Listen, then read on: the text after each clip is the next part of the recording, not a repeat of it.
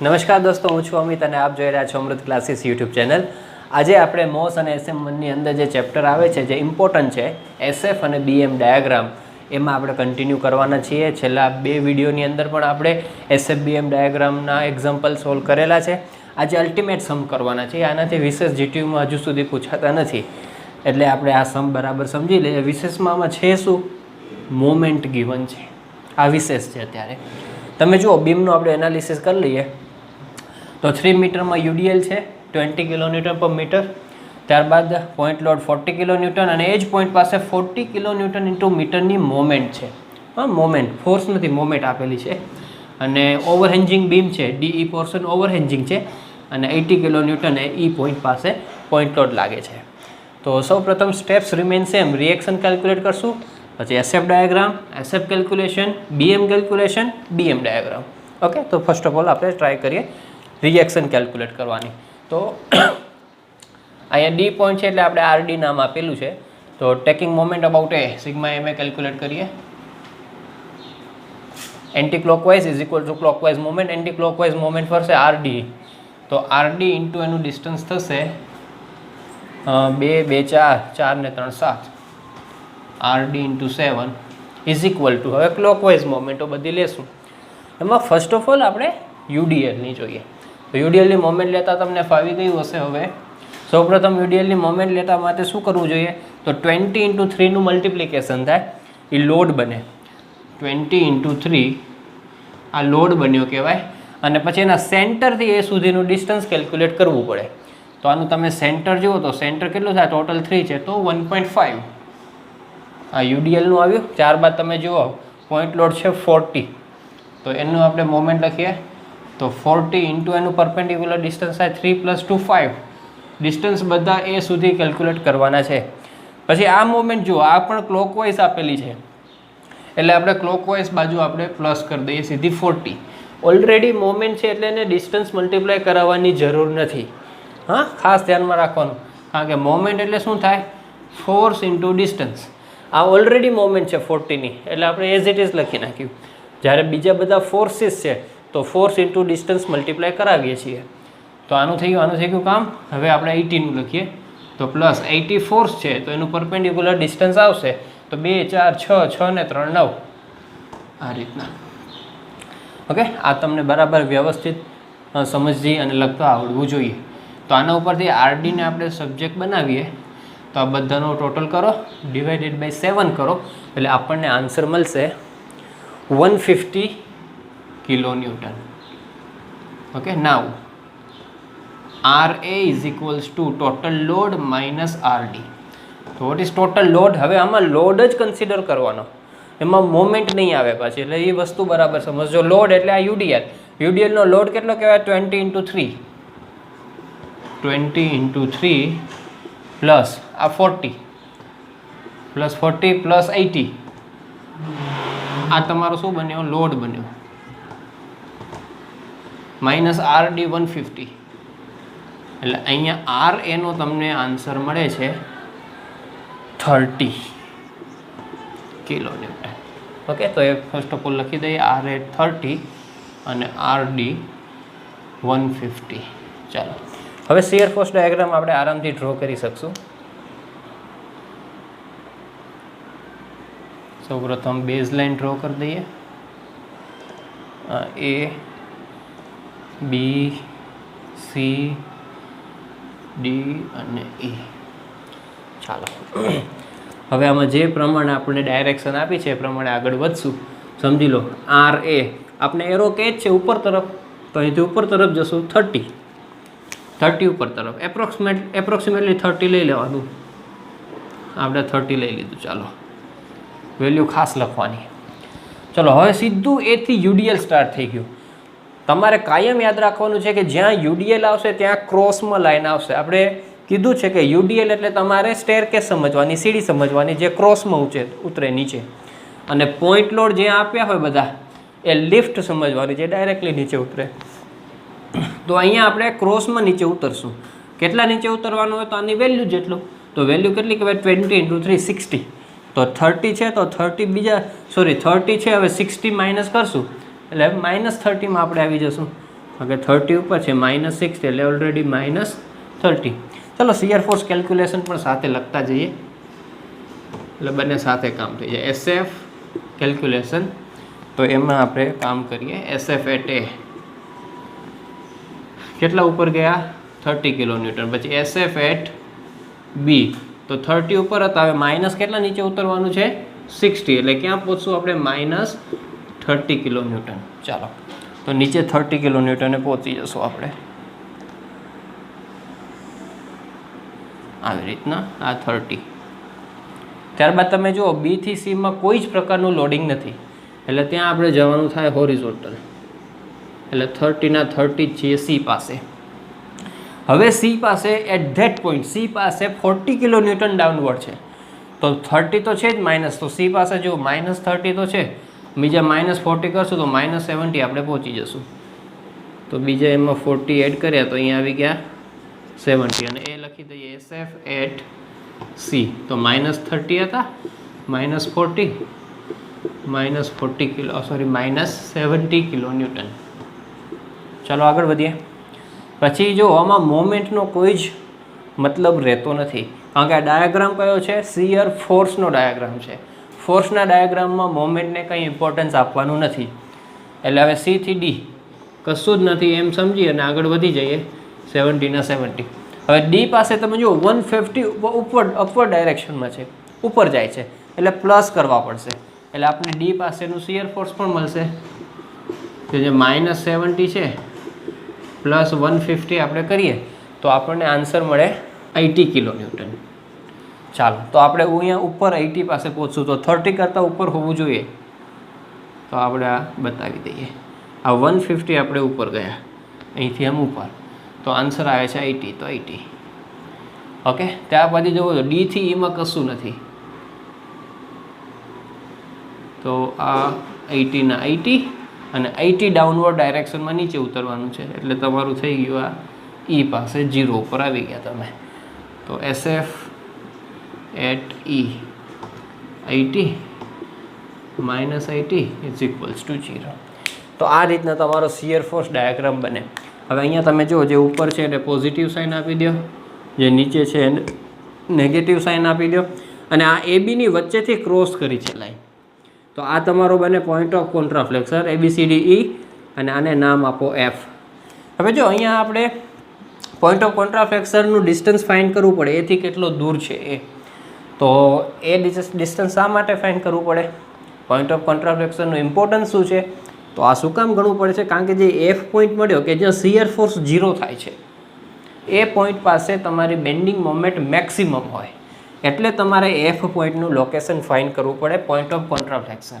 તો એની કેલ્ક્યુલેશન અહીંયા કરાવું તમને પોઈન્ટ ઓફ કોન્ટ્રાફ્લેક્સર. ચાલો તો એની કેલ્ક્યુલેશન આમ તો જો સીધી ખબર પડી જાય કે આ 30 છે આ 30 છે તો હાફ જ હોય બરાબર, ટોટલ 3 છે તો એનું 1.5 જ હોય પણ જનરલ કદાચ 30 સેમ ન હોય અલગ અલગ વેલ્યુ હોય તો એની કેલ્ક્યુલેશન કેમ થશે તો એ સમજી લઈએ. સિમિલારિટી ઓફ ટ્રાયંગલ્સના લો ઉપર આધારિત છે. તમે જો આને x કન્સિડર કરો તો ટોટલ 3 છે તો આ ડિસ્ટન્સ તમારું થાય 3 - x. હવે રેશિયો લેવાનો છે હોરિઝોન્ટલ વર્ટિકલનો તો x અપોન 30 સામે હોરિઝોન્ટલ 3 - x અપોન 30 આ રીતના કામ કરવાનું થાય. સેમ છે એટલે 30 cancel x is equals two 3 - x. x આ બાજુ આવી જાય તો x plus x is equals two 3 2x is equals two 3 x is equals two 3/2 યાની કે 1.5. ઓકે જે આપણને ડાયરેક્ટલી ખબર પડી જાય આ કેસમાં કે 30 છે તો 3નું હાફ એ 1.5 થાય. ચાલો હવે આપણે બેન્ડિંગ મોમેન્ટ કેલ્ક્યુલેશન કરીએ જેમાં સૌથી વધારે સ્ટુડન્ટને તકલીફ પડતી હોય છે એ બેન્ડિંગ મોમેન્ટ કેલ્ક્યુલેશન. યાદ રાખજો નિયમ વર્ટિકલ અપવર્ડ એની પોઝિટિવ, વર્ટિકલ ડાઉનવર્ડ એની નેગેટિવ આપણે લેશું. પહેલું જ કે જે આપણા સિમ્પલી સપોર્ટેડ બીમ છે તો બંનેના એન્ડ ઉપર મોમેન્ટ હંમેશા 0 થાય તો એન્ડ છે A અને એન્ડ છે E તો MA is equals two ME is equals to 0. હવે જે બાકીના જે પોઈન્ટ્સ છે ત્યાં આપણે બેન્ડિંગ મોમેન્ટ કેલ્ક્યુલેટ કરીએ તો સૌપ્રથમ બી, સી અને ડી પાસે કેલ્ક્યુલેટ કરીશું. તો મોમેન્ટ એટ બી, ચાલો આ બાજુથી ફાઇન કરીએ, એ સાઈડથી. આ બાજુનું બધું ભૂલી જાઓ, બી સુધીનું જ કન્સિડર કરો. તો તમે જુઓ તો RA ઇન્ટુ 3 થશે. આ લોડ ઇન્ટુ એનું પરપેન્ડિક્યુલર ડિસ્ટન્સ બી. હવે જો બી પાસે ફાઇન કરી છે એટલે ડિસ્ટન્સ બધા બી સુધી કન્સિડર કરીશું.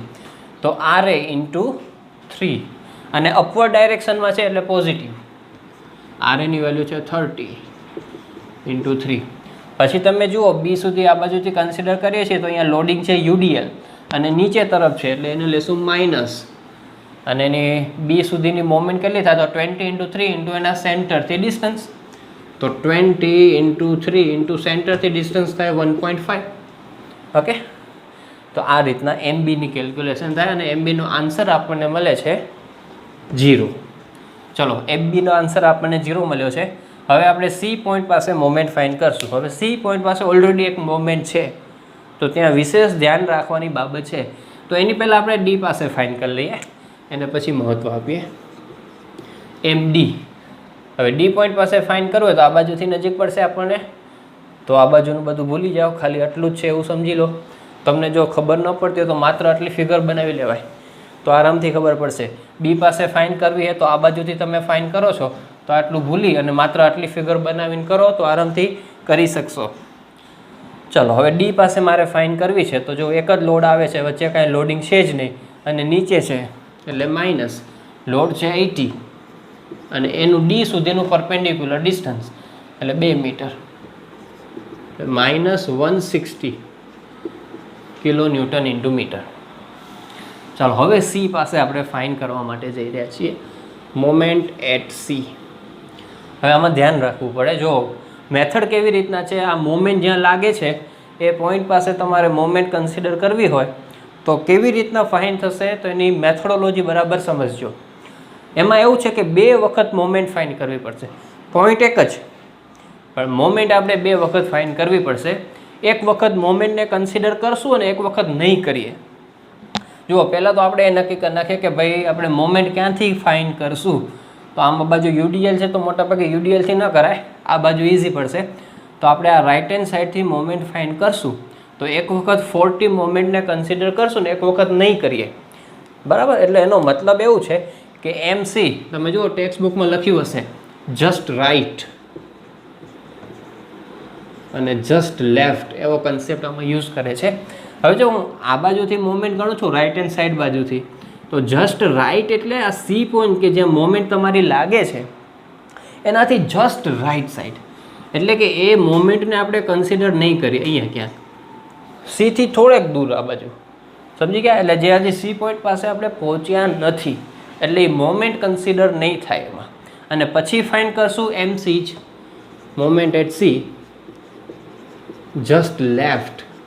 જસ્ટ લેફ્ટનો મતલબ શું સમજવાનું તમારે કે સીથી થોડુંક ડાબી બાજુ આવી જાઓ લેફ્ટ, એટલે કે એમાં સી ઇન્વોલ્વ થઈ જશે.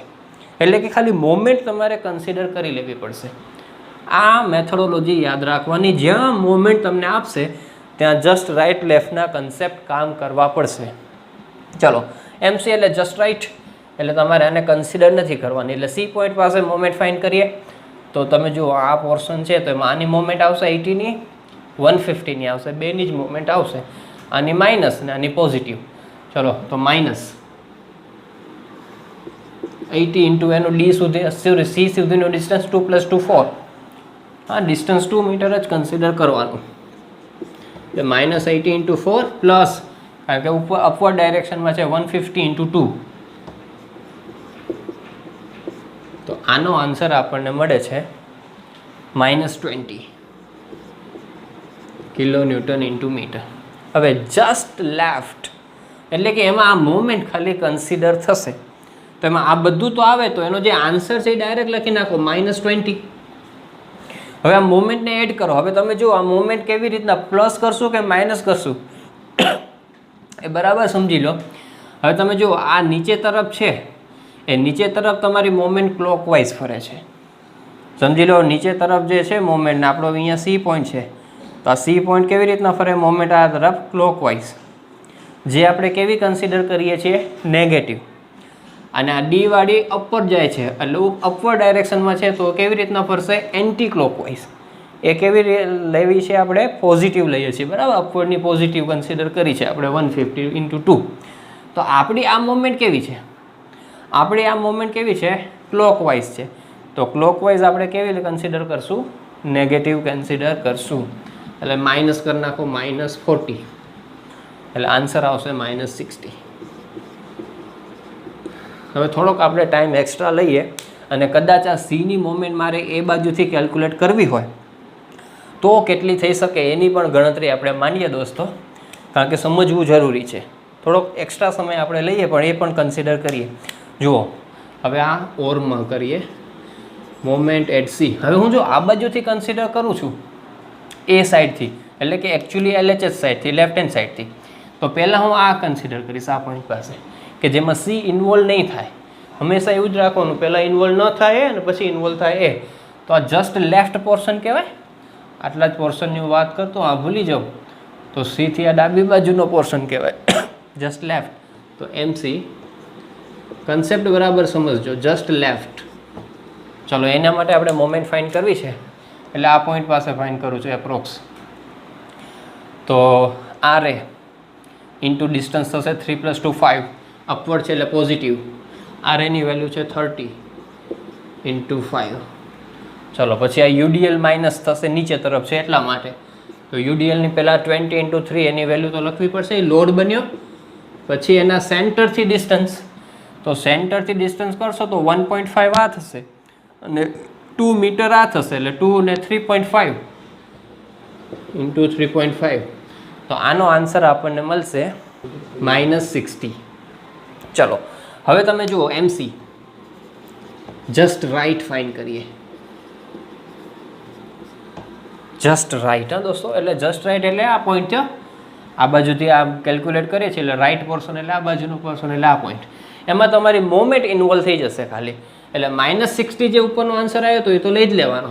હવે મોમેન્ટ પ્લસ થશે કે માઇનસ એક જોવું હોય તો તમારે જોઈ લેવાનું કે અહીંયા RA અપવર્ડ ડાયરેક્શનમાં છે ને એ પોઝિટિવ લઈએ છીએ તો એ કઈ ડાયરેક્શનમાં ફર્યું કહેવાય? Clockwise direction. જુઓ RAની ડાયરેક્શન અપવર્ડ છે ને અહીંયા પોઈન્ટ છે C એટલે આ કેવી રીતના ફરે છે? ક્લોકવાઇઝ. ને એ ક્લોકવાઇઝ કેવું કન્સિડર થયેલું છે? પોઝિટિવ. અને આપણે આ મોમેન્ટ પણ કેવી ફરે છે? ક્લોકવાઇઝ. એટલે આમાં એ એડ કરવું પડે +40 એટલે આન્સર આવશે -20 kN/m. તમે ચેક કરી લો. જુઓ આ MC -20 -60 અને -60 -20 સેમ આન્સર આવે બરાબર. પણ આ બાજુથી કન્સિડર કરતા હતા તો એના રાઈટ અને લેફ્ટ, અને અહીંથી કન્સિડર કરીએ તો એના રાઈટ અને લેફ્ટ ચેન્જ થાય. એટલે આનો જે રાઈટ છે એ આનો લેફ્ટ બને અને આ જે લેફ્ટ છે આનો રાઈટ બને. ઓકે, એટલે ગમે ત્યાંથી તમે ફાઇન કરશો આન્સર રિમેઇન સેમ. અને એ ન ફિક્સ કરી નાખજો કે ભાઈ ક્લોકવાઇઝ એટલે એડ જ કરવું અને એન્ટી ક્લોકવાઇઝ એટલે માઇનસ જ કરવું. એનો કન્સેપ્ટ એવો થાય કે ભાઈ આ બાજુથી કન્સિડર કરશો તમે રાઇટ હેન્ડ સાઈડથી તો ક્લોકવાઇઝ નેગેટિવ કન્સિડર કરવી પડે, અને જો લેફ્ટ હેન્ડ સાઈડથી કન્સિડર કરો તો ક્લોકવાઇઝ પોઝિટિવ કન્સિડર કરવી પડે. આ વસ્તુ થાય એટલે તમારે હંમેશા આનું ધ્યાનમાં રાખવાનું. ઉપર તરફ જતા હોય એની મોમેન્ટ જોઈ લેવાની. જો ક્લોકવાઇઝ ફરતી હોય તો એ પોઝિટિવ, અને ઉપરવાળા જ જો એન્ટી ક્લોકવાઇઝ ફરતા હોય તો એની મોમેન્ટ પોઝિટિવ લેવી પડે આ બાજુથી. તો આ કન્સેપ્ટ બરાબર વ્યવસ્થિત સમજવાનો છે. તો આ વસ્તુ થઈ. હવે પોઈન્ટ ઓફ કોન્ટ્રાફ્લેક્સર બન્યો છે આપણો F. તો મોમેન્ટ એટ F પણ આપણે ફાઇન્ડ કરવી પડશે. તો એ પણ આપણે ફાઇન્ડ કરી લઈએ. આને હું હવે રિમૂવ કરી દઉં છું. અહીંયા મોમેન્ટ એટ F ફાઇન્ડ કરીએ. ચલો, તો એનો અલગથી જ હું બીમ બનાવું છું. આ આપણું RA છે 30, આ આપણો F પોઈન્ટ. જો F પોઈન્ટ 1.5 ડિસ્ટન્સે છે ફ્રોમ A, અને આ જે વેલ્યુ આપેલી છે એ છે 20 બરાબર. ચાલો F પાસે મોમેન્ટ ફાઇન્ડ કરી દઈએ MF. તો 30 × 1.5 પ્લસ અપવર્ડ ડાયરેક્શન છે અને માઇનસમાં. હવે આ 20 × 1.5 ઇન્ટુ 1.5 હાફ એટલે 1.5 / 2, કારણ કે એના સેન્ટરથી ડિસ્ટન્સ લેવું પડે તે. ઓકે, તો તમે 0.75 પણ લખી શકો સીધું, અથવા 1.5/2. તો આનો આપણને એમએફનો આન્સર મળશે એ આ બધા કરતાં વધારે મળશે તમને, અને એમએફનો આન્સર મળે છે 22.5 પોઝિટિવ મળે છે કિલોન્યુટન ઇન્ટુ મીટર. બસ હવે આપણે આનો બેન્ડિંગ મોમેન્ટ ડાયાગ્રામ ફટાફટ ડ્રો કરી દઈએ એટલે આપણો એક્ઝામ્પલ પૂરો થાય.